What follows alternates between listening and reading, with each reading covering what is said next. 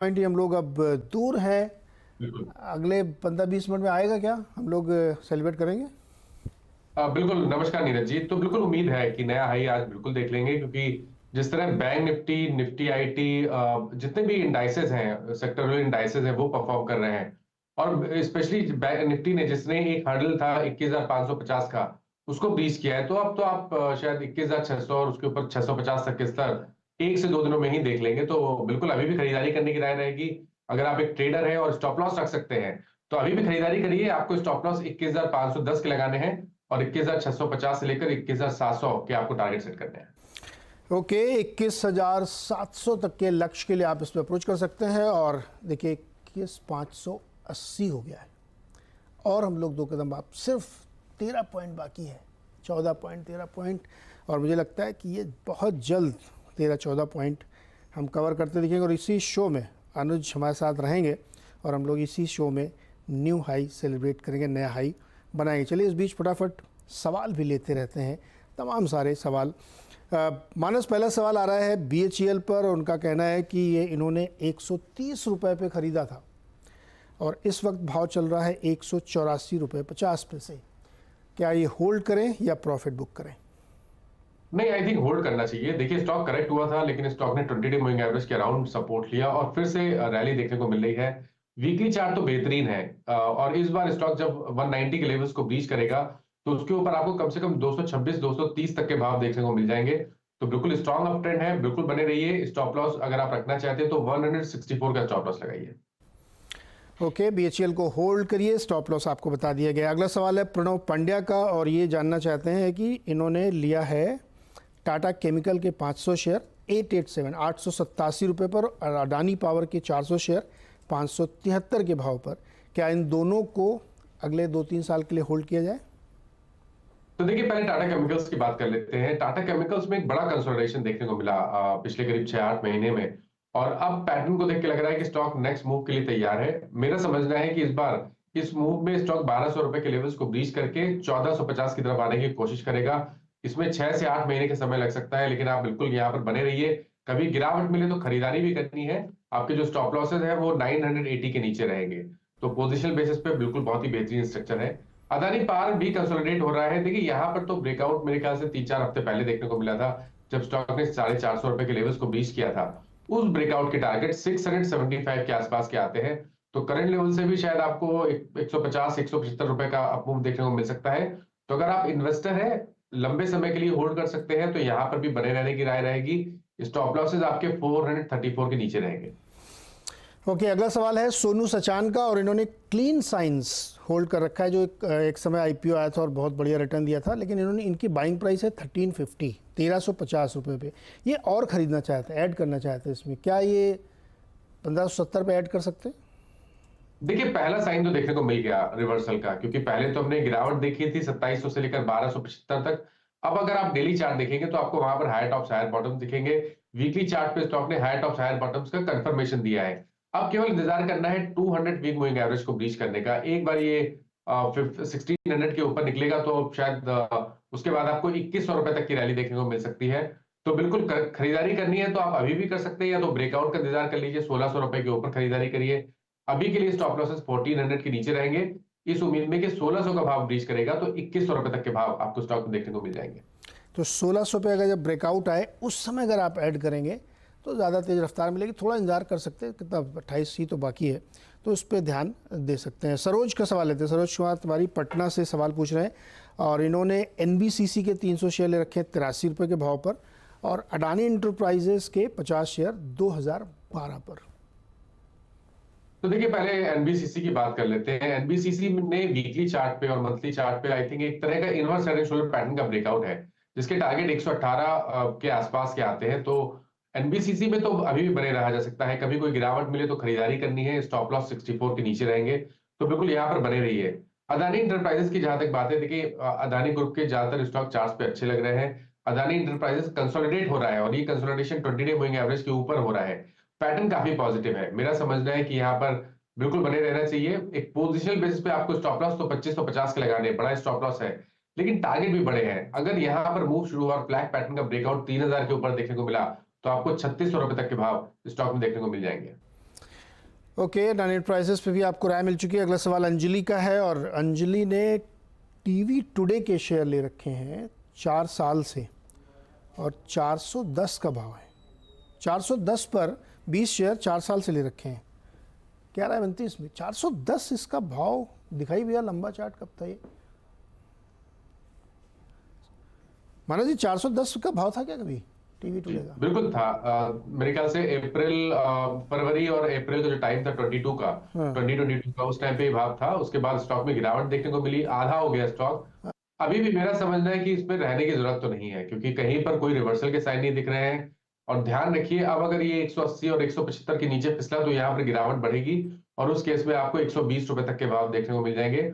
और अब मेरे हिसाब से यहाँ पर स्ट्रेंथ तभी बनेगी जब स्टॉक 240 के लेवल्स को ब्रीच करेगा। ऑलरेडी आपने अच्छा खासा लॉस देख लिया है। मेरा मानना यह है कि फिलहाल के लिए एक बार निकल जाइए, लॉस बुक कर लीजिए और खरीदारी फिर से अगर 240 का लेवल ब्रेक करेगा तो फिर से खरीदारी करिएगा, क्योंकि 240 के ऊपर आपको 340 तक के भाव देखने को मिल जाएंगे। तो आई थिंक वो बेहतर स्ट्रेटेजी है। आपको रिस्क 25 रुपए का रिस्क है एक तरह से, 240 के ऊपर फिर से खरीदारी करनी है। 215 का भाव चल रहा है, आई थिंक एक बार निकलना बेहतर रहेगा। तो एक बार इसमें से एग्जिट लेना चाहिए अंजलि आपको, और जब दोबारा ये आए ऊपर तब लेना चाहिए। अनफॉर्चुनेट है लेकिन लॉस आपको बुक कर लेना चाहिए। प्रवीण का सवाल है, LIC के 1100 शेयर 790 पर ले रखे हैं। इनको ऐसा, इनकी इच्छा ऐसा कि ये 1500 से 2000 जाए, तो संभावना आपको लगती है और जा सकता है, तो कितना वक्त भी जाना पड़ेगा? देखिए, टेक्निकली बड़े टारगेट देना थोड़ा मुश्किल है, क्योंकि बहुत ज्यादा हिस्ट्री नहीं है स्टॉक की। लेकिन शॉर्ट टर्म चार्ट्स पे या तो मीडियम टर्म चार्ट्स पे बोले तो वो बेहतर लग रहे हैं। अब स्टॉक मेरे ख्याल से कंसोलिडेशन देने के बाद एक फिर से 820 रुपए के ऊपर ब्रेकआउट दिखा सकता है। और उसके बाद अगर 820 के ऊपर निकलेगा तो कम से कम 950 रुपए तक के भाव देखने को मिलेंगे। तो स्टेप बाय स्टेप चलिए। फिलहाल के लिए अपनी पोजीशन में बने रहिए। 720 रुपए के नीचे आपको स्टॉप लॉस लगाना है, इस उम्मीद में कि कम से कम 950 रुपए तक के भाव देखने को मिलेंगे। उसके ऊपर निकलेगा तो फिर वहां पर आप फिर से एक बार रिव्यू कर लीजिएगा स्टॉक को, क्योंकि अगर उसके ऊपर निकलेगा तो जो टेक्निकल टारगेट है वो 1050 से लेकर 1100 रुपए की रेंज में आ सकते हैं। बट फिलहाल के लिए आपको टारगेट 950 के सेट करने हो, 720 का स्टॉप लॉस लगाना है। इंटरेस्टिंग। अच्छा, विवेक जैन का सवाल लेते हैं। इन्होंने 2-3 सवाल पूछ लिए एक साथ। एक तो प्रिसीजन कैमसॉफ्ट और जी एंटरटेनमेंट। प्रिसीजन कैमसॉफ्ट 263 पे लिया है और जी एंटरटेनमेंट 190 पर। क्या राय बनती है इसमें सर? देखिए, प्रिसीजन की जहां तक बात है, यहाँ पर स्टॉक में कंसोलिडेशन देखने को मिल रहा है। इंपॉर्टेंट ये है कि देखिए, ये कंसोलिडेशन में स्टॉक ने मेरे ख्याल से 225 के नीचे के भाव दिखाए नहीं है। तो आई थिंक बने रहिए, स्टॉप लॉस जरूर लगाइए 225 रुपए के नीचे। उसके नीचे फिसले तो आपको अपनी लॉन्ग पोजीशन से निकलना पड़ेगा। ऊपर की तरफ 260-65 का लेवल ब्रीच होगा तभी आपको नेक्स्ट मूव देखने को मिलेगा, उसमें 310 तक के भाव देखने को मिलेंगे। दूसरा स्टॉक मैनेजमेंट पे प्लीज रिपीट कर दीजिए। ओके, लक्ष्मी बिष्ट जी का सवाल है। इन्होंने पूछा था दूसरा सर जी एंटरटेनमेंट। हाँ जी जी। तो देखिए, यहाँ पर भी कंसोलिडेशन है, यहाँ पर भी कोई ट्रेंड नहीं दिखता है चार्ट्स पे। लेकिन क्योंकि एक स्टॉक पे एक बहुत ही स्ट्रॉन्ग सपोर्ट 230 रुपए के आसपास बन गया है, तो यहाँ पर बिल्कुल बने रहिए। स्टॉक में जब भी 300 रुपए के ऊपर के भाव देखने को मिलेंगे, आपको 375 रुपए तक के टारगेट्स देखने को मिल जाएंगे। हाँ, जो लक्ष्मी का इंटरेस्टिंग सवाल था, इन्होंने पूछा था कि 21,600 जाएगा क्या। मैंने पूछा था फ्राइडे को, यानी बीते शुक्रवार को उन्होंने पूछा था 21,600 ट्यूसडे तक जाएगा क्या। अभी आज हो गया वेंसडे, अभी तो बताइए 21,600 हो जाएगा इसी हफ्ते ना। अब तो आज ही हो जाना चाहिए मेरे ख्याल आराम से। बिल्कुल आज ही हो जाना चाहिए। और देखिए, अब 21,600 तो केवल नंबर है, क्योंकि पहले भी अगर आपको ध्यान हो तो पिछले हफ्ते स्टॉक ने 21,593 के भाव दिखाए थे। तो अब तो उसके ऊपर निकलने की उम्मीद करिए और उसके ऊपर आपको कम से कम 150 से 200 पॉइंट की तेजी फौरन देखने को मिल जाएगी। तो आई थिंक बने रहिए, कोई हार्म नहीं है यहाँ पर बने रहने में। स्टॉप लॉस को 21,400 पे लगा लें। मानस, आज सुबह हम लोग जब S&P 500 डिस्कस कर रहे थे US वाला, तो उसमें एक हिस्टोरिकल डेटा एनालाइज किया गया। तो उसमें पता चला कि जब भी कोई स्टॉक न्यू हाई अपना ब्रीच करता है, उसके बाद 5% की कम से कम उसमें और रैली बनती है। तो निफ्टी में भी ऐसा ही होगा क्या? देखिए, थंब रूल तो नहीं है, लेकिन उस तरह से देखें तो ब्रेकआउट का स्तर तो बहुत पहले था। ये ब्रेकआउट तो केवल, ये तो हाई टॉप हायर बॉटम बन रहे हैं। एक्चुअल ब्रेकआउट तो हमने 20,000 मेरे ख्याल से 20,200 के ऊपर देखा था, तो वहां से तो अच्छी खासी हम रैली देख चुके हैं। आई थिंक ये रैली कंटिन्यू रहेगी। देखिए यहाँ पर कोई डाउट मैं नहीं समझता कि टेक्निकली अगर हम बात करें तो 23,000 तक के टारगेट्स आपको निफ्टी में देखने को मिल सकते हैं। तो बिल्कुल बने रहिए, यहाँ पर तो हर गिरावट पे खरीदारी करने जैसा ही है मार्केट ये। ओके, आशीष जैन के सवाल लेते हैं। मैंने ये पूछा, what can be the target of Wipro purchase year ago and giving now 10% return. 428 पे विप्रो खरीदा था, क्या राय बनेगी इनके लिए? देखिए अब वो समय है जब आपको विप्रो पे ध्यान देना है, क्योंकि जिस तरह का अंडर परफॉर्मेंस हमने 2021 और 2022 में देखा था, उस तरह का अंडर परफॉर्मेंस शायद आपको विप्रो में अब देखने को नहीं मिलेगा। मेरा समझना है कि शायद यहाँ पर आउट परफॉर्मेंस देखने को मिल सकता है। और विप्रो में इस रैली में अगर आपके पास 6 महीने का समय होगा तो शायद 600-625 तक के स्तर भी देखने को मिल जाएंगे। क्लियर कट राउंडिंग बॉटम है, ब्रेकआउट है चार्ट्स पे, बने रहने की सलाह रहेगी और स्टॉप लॉस 420 रुपए के नीचे लगाने हैं। ओके, अच्छा, आकर्ष कुमार का सवाल है। इन्होंने IEX खरीदा है 290 पर और एप्टस फाइनेंस जो है 1512 पर। IEX में मानस बहुत सारे लोगों ने ऊपरी स्तरों पर खरीदा था जब इसकी एक बार बहुत बड़ी फैंसी चल रही थी, फिर बीच में खबर आई, उसके बाद स्टॉक बहुत बुरी तरीके से गिरा था। अभी फिर से मोमेंटम बनता हुआ दिखा है, लेकिन इनके प्राइस तो बहुत नीचे है। क्या लगता है इसमें इनको क्या करना चाहिए? तो देखिए अब क्योंकि आप पहले निकले नहीं है और आपने जो गिरावट है वो पूरी देखी है, तो मेरे हिसाब से तो अब बने रहना चाहिए। क्योंकि स्टॉक 165 167 के ऊपर निकलेगा तो आपको ये कंफर्म हो जाएगा कि जो करेक्शन था वो कंप्लीट हुआ है, और उसके बाद स्टॉक पूरे क्रैक और रिट्रेस करेगा, और उस केस में 230 240 तक के भाव देखने को मिल सकते हैं। तो अब मैं समझता हूँ कि बने रहना चाहिए। 200 डे मूविंग एवरेज पे सपोर्ट है, तो वहां पर स्टॉप लॉस लगाइए, जो कि 140 रुपए है फिलहाल के लिए। ओके, चलिए और अगला सवाल लेते हैं। और वालचंद नगर पे सवाल है अमित आर्य का। 100 शेयर हैं इनके पास, 500 रुपए पर 500 शेयर। तो देखिए बस दिक्कत स्टॉक ये है, शायद ये 5% सर्किट वाला स्टॉक है, और ऐसे स्टॉक में निकलना बहुत मुश्किल होता है। अगर लोअर सर्किट लगने लगेंगे तो आपके स्टॉप लॉस ट्रिगर नहीं होंगे, तब तो आपको निकलने में काफी दिक्कत होगी। तो उतना अगर आप थोड़ा कॉशियस रह सकते हैं तो आप बने रहिए, क्योंकि राउंडिंग बॉटम बना हुआ है, पैटर्न पॉजिटिव लगता है, और शायद 300 रुपए तक के भाव आपको देखने को मिल सकते हैं। तो स्टॉप लॉस जो आपको मन में लगाना है वो 150 का है। अगर 150 के नीचे कभी भी जाए तो बिल्कुल आपको निकलने की कोशिश करनी चाहिए। ओके, वत्स भार्गव इंदौर से हैं। इन्होंने सुजलॉन खरीद लिए 4,500। अरे इन्होंने तो 1 रुपये 75 पैसे पे खरीदे हैं। इनको तो बहुत ज़बरदस्त गेन हो रहा है। वेरी लॉन्ग टर्म इन्वेस्टर हैं, can hold for more 5 years। Suzlon 1,75 में खरीदा और क्या ज़बरदस्त रैली है सुजलॉन में। वत्स को तो क्या करना चाहिए? तो और कह रहे हैं बहुत लॉन्ग टर्म वाले 5 साल और रुकेंगे।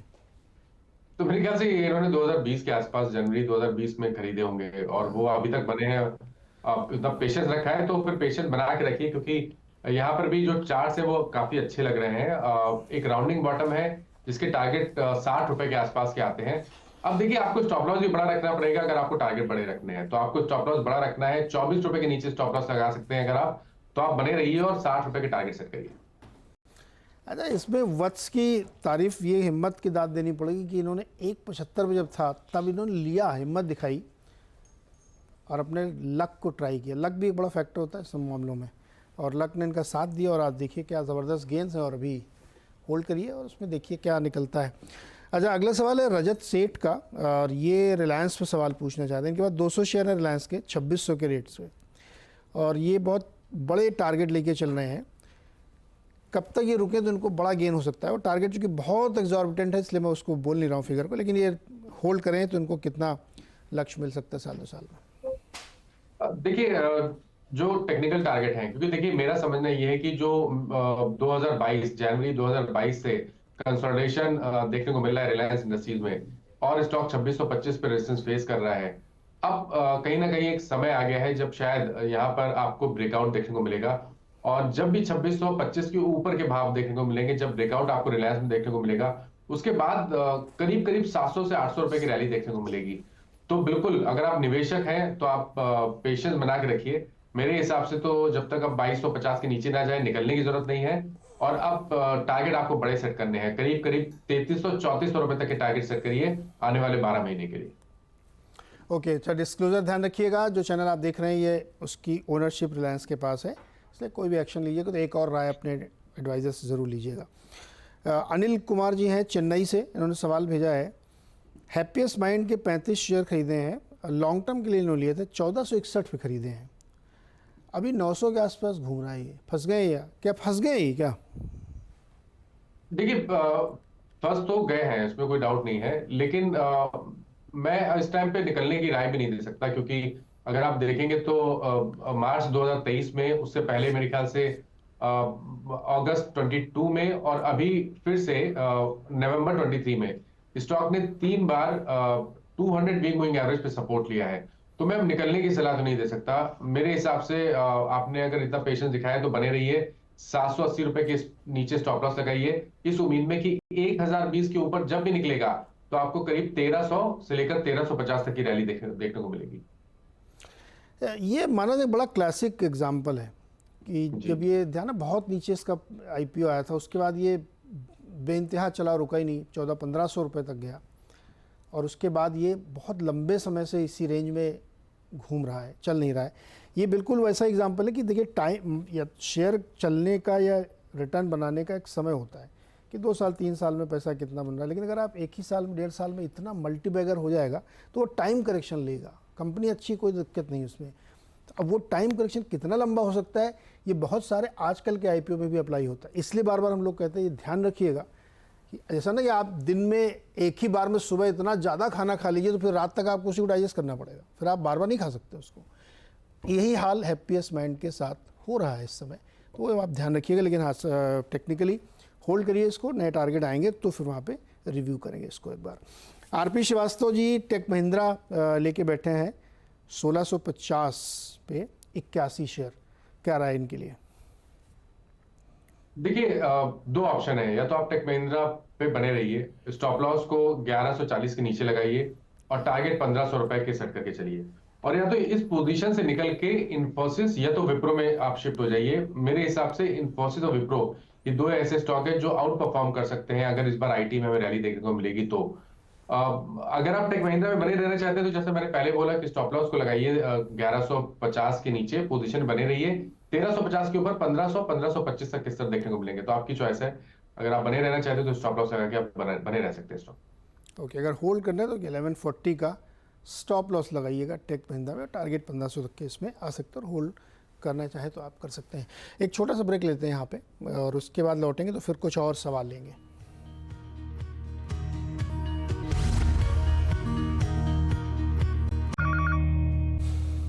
चलिए एक बार फिर से लेते हैं सवाल जवाब, और इस बीच 580 पे खड़ा है निफ्टी, 21,580 पे अभी भी इंतज़ार कर रहे हैं हम, थोड़ी सी कसर और रह गई है न्यू हाई की तरफ। चलिए अगले सवाल लेते हैं, बहुत सारे सवाल लोग पूछ रहे हैं। विवेक के सवाल लेते हैं, इन्होंने 20 शेयर खरीदे यूनाइटेड स्पिरिट्स के 1092 पर, और टाटा कम्युनिकेशन के 15 शेयर 1794 पर। एक महीने का नज़रिया है इनका सिर्फ। ओके तो देखिए मैकडॉनल्ड्स की जहां तक बात है, यहाँ पर आप बने रहिए, स्टॉक में कंसोलिडेशन है, 1 महीने का टाइम फ्रेम है, तो आपके जो स्टॉप लॉसेस हैं वो 1055 के नीचे रहेंगे, और आपके जो टारगेट है वो 1130 के रहेंगे। टाटा कम्युनिकेशन में मेरे हिसाब, देखिए यहाँ पर ट्रेंड नहीं दिखता है, तो मेरी राय तो रहेगी कि कभी कोई उछाल मिले तो यहाँ पर निकलने की कोशिश करिए, बट एक बहुत पास एक स्टॉप लॉस लगा के रखिए 1710 का, 1710 के नीचे जाए तो यहाँ पर निकलना पड़ेगा आपको। 1710 के नीचे जाए तो यहाँ से निकलना पड़ेगा। वीरेश्वर पूछना चाहते हैं कि पॉली कैप में करंट लेवल पर क्या करना चाहिए, लॉन्ग कर सकते हैं क्या जैन सीरीज के लिए? ओके तो जैन सीरीज की अगर बात हो रही है तो मैं बोलूंगा कि थोड़ा वेट कर लीजिए, जब ब्रेकआउट 5530 के ऊपर आपको ब्रेकआउट देखने को मिले, 5530 के ऊपर ब्रेकआउट देखने को मिले, तभी यहाँ पर खरीदारी करिए, क्योंकि स्टॉक 20 डे मूविंग एवरेज के नीचे पिछले 2 या 3 सेशन से ट्रेड कर रहा है। अगर आपके पास लॉन्ग पोजीशन है तो स्टॉप लॉस आपको 5300 का लगाना है, लेकिन फ्रेश खरीदारी केवल 5550 के ऊपर करेंगे।